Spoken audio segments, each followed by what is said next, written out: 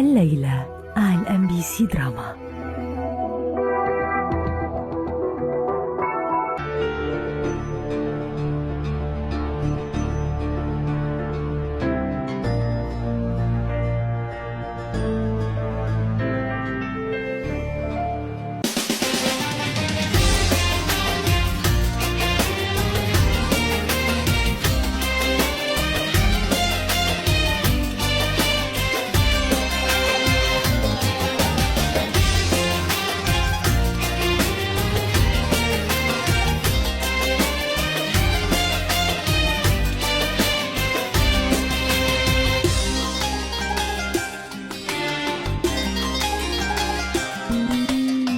انت لازم تحترمي نفسك مو انا. لا انا محترمه نفسي. انت اللي لازم مو انا. انا محترمه نفسي خلاص يا جماعه طيب يعني انا لما وجهت الكلام وجهته له هو يعرف يرد، ما في داعي انك انت يعني عدم المؤاخذه. مين انت؟ لانه انت جايب موضوعي لذلك ارد. لا هو اللي جايب موضوع. قلت لك شو اسمه يعني شو الموضوع الاهم يعني. لا يعني ما معك. لا دقيقة كثير ابدا ما شيء. لا وائل شوف على اساس انت اللي شوف خليك اعطوا الخرا يا زلمه. مو فلستو هذا وائل انا اكل خرا يا وائل. الله يسامحك الله يسامحك اقسم. ما في داعي يعني والله العظيم ماني فاضي لك وماني فاضي لتفاهتك. خلص خليك على جنب. عم بحكي مع الزلمه.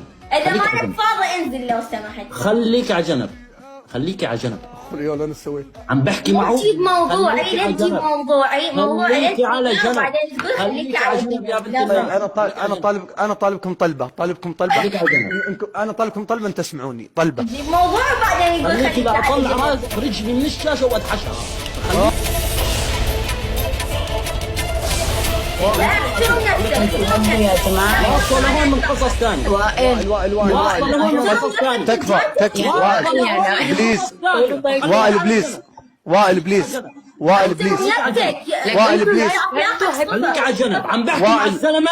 وائل بليز اخلاقي صفر. لما تكون اخلاقك عاليه برفع اخلاقي. يا جماعه اكون اوسخ ما منك. عليك. اخلاقي غايه وغصبا ما عليك. وغصبا ما عليك. يا اخي خلص مايتي. انت لما تعرف الاخلاق وائل انت لما تعرف الاخلاق تعرف. الاخلاق عاليه ما ينام عندي بالبيت. عرفتي؟ يلا الله.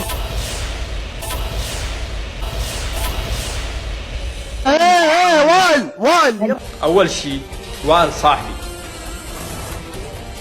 وأنا سند إله قبل السوشيال ميديا. وائل بينه وبينه ملح. تعرفون شنو الملح؟ ثالثا أنا إذا أريد أدافع عن نارو لازم تكون على حق ومحترمة نفسها. نارو ما كانت على حق. هي دقت الباب وسمعت الجواب. إذا تريد تحاسبون وتكونون على حق لازم تحاسبون نارو قبل لا تحاسبون وائل. والمقولة تقول شياطين تتجول بوجوه ملائكة. وفعلا نارو هي كان أنا شفتها. هي اللي دقت باب الزلمة. ايش تتوقعون يطلع من وائل يعني؟ قاعد تريد تنزل من كرامة الزلمة قدام العالم وتريد هنا قدام المشاهدين. تريدونه يسكت؟ لا ما راح يسكت. حق الزلمة حقه. ما ألوماني صح وغلط بالأخير، لكن دق الباب وسمع الجواب. سلام.